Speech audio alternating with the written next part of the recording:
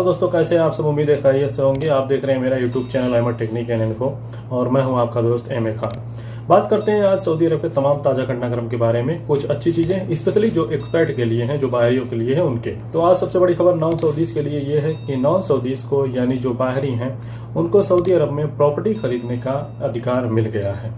पहले ये कुछ स्पेशल कंडीशन में कुछ लोगों को दी जाती थी, सबको नहीं, लेकिन अब ये जो है आम लोगों के लिए हो गया है। और इसमें 5 शर्तें हैं और इसके अलावा भी कुछ शर्तें हैं, लेकिन जो 5 मेन शर्तें हैं वो मैं आपको बता देता हूँ। पहली शर्त यह है कि जो प्रॉपर्टी खरीद रहा हो वो पूरी तरह से यहाँ पर लीगल तरीके से रह रहा हो। जब वो प्रॉपर्टी खरीद रहा हो तो उसका हर चीज वैलिड हो, यानी कोई भी डॉक्यूमेंट उसका अनवैलिड ना हो, सारी चीजें उसकी वैलिड होनी चाहिए, इकामा वैलिड होना चाहिए। और जो प्रॉपर्टी खरीद रहा है, जो प्रॉपर्टी से रिलेटेड डॉक्यूमेंट वो दे रहा है, उसमें सारी चीजें सही दर्ज होनी चाहिए। इसमें तीसरी शर्त यह है कि जो नॉन सऊदी प्रॉपर्टी खरीद रहा है उसके नाम पर सऊदी अरबिया में कोई दूसरी प्रॉपर्टी दर्ज ना हो। इसके अलावा प्रॉपर्टी जो वो खरीद रहे हो वो मक्का और मदीना में ना हो। और ये 5वीं और आखिरी शर्त यह है कि जो प्रॉपर्टी वो खरीद रहे हो वो सिर्फ रेजिडेंस पर्पज के लिए हो, यानी उसमें वो रहने के लिए उसको यूज करें। इसके अलावा उसको बिजनेस पर्पज के लिए या दूसरी चीजों के लिए, जैसे कि रियल एस्टेट का धंधा बना ले, तो इस तरह वो नहीं कर सकते, क्योंकि इसमें 2 कंडीशनें बहुत साफ हैं कि आप एक ही प्रॉपर्टी खरीद सकते हैं सऊदी अरबिया में, आपके नाम पर दूसरी प्रॉपर्टी नहीं होनी चाहिए, आप उसको अपने रहने के लिए ही यूज करेंगे। और प्रॉपर्टी खरीदने का तरीका जो है वो सेम किवा के जैसे है। आपको अपने अफसर से एक रिक्वेस्ट क्रिएट करनी होगी, उस कफील के पास, मालिक के पास जिसकी प्रॉपर्टी आप खरीदने चाहते हैं, वो अपने अफसर से उसको एक्सेप्ट करेगा। उसके बाद में सारा प्रोसेस आप जिससे प्रॉपर्टी खरीद रहे हैं, इसके अलावा जो अहवाल मदनी है उसके दरमियान तय होगा। तो इसका तरीकेकार आप यहाँ पर देख सकते हैं, मैं आपको जल्दी दिखा देता हूँ, आप बताइए। और अफसर जो है इसको अपने ऐप में मत खोलिए, इसको ब्राउजर में खोलिए। क्रोम में या कोई भी ब्राउजर आप यूज करते हैं तो उसमें ओपन कीजिए। अफसर में लॉगिन करने के बाद में यहाँ पर सर्विस का ऑप्शन है, सर्विस पर क्लिक करें। उसके बाद में अगले पेज पर आपको यहाँ पर जनरल सर्विस का ऑप्शन है, उस पर क्लिक कर दें। फिर यहाँ पर आपको एक ऑप्शन मिलेगा request property owning for non Saudis, तो यहाँ पर क्लिक कर दें। उसके बाद ये पेज आएगा, तो यहाँ पर क्रिएट रिक्वेस्ट पर क्लिक कर दें।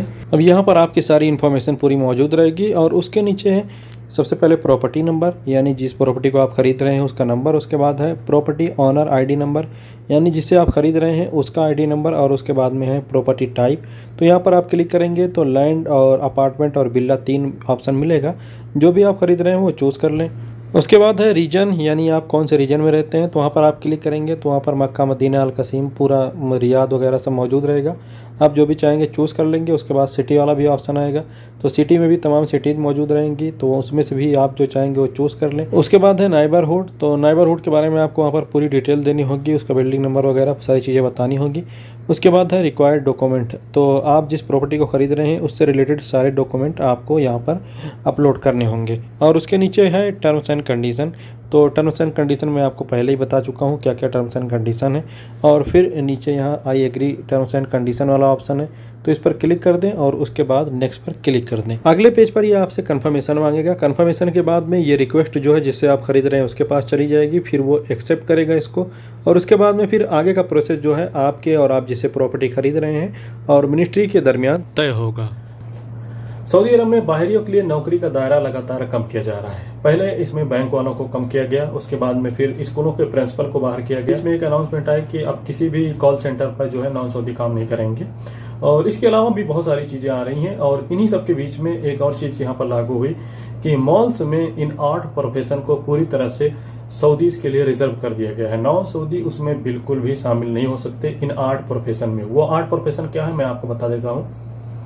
यहाँ पर मेरे सामने लिस्ट रखी हुई है और इसमें है branch manager, section manager, section supervisor, branch assistant manager, sales specialist, fund accountant और supervisor, marketing specialist and customer service.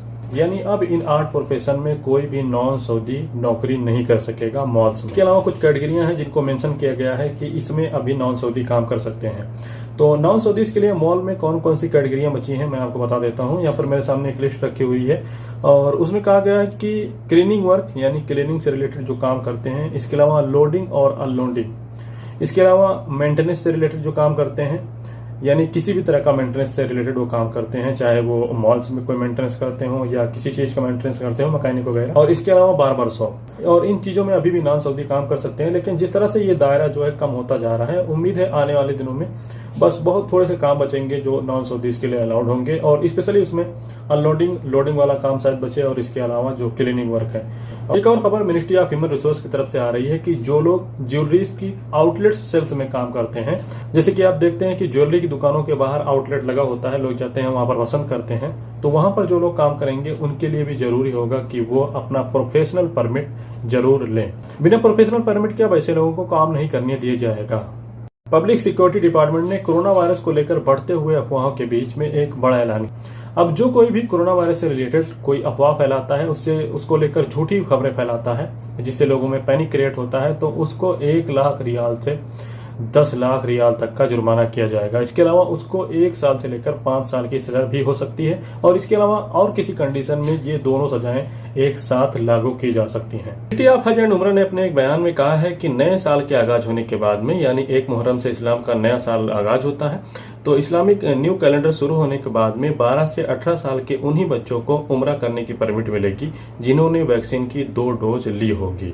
इससे पहले 18 साल से नीचे वालों के लिए अलाउड नहीं था, लेकिन अब 12 से 18 वालों के लिए अलाउड किया गया है, लेकिन वैक्सीनेशन कंप्लीट होने के बाद में।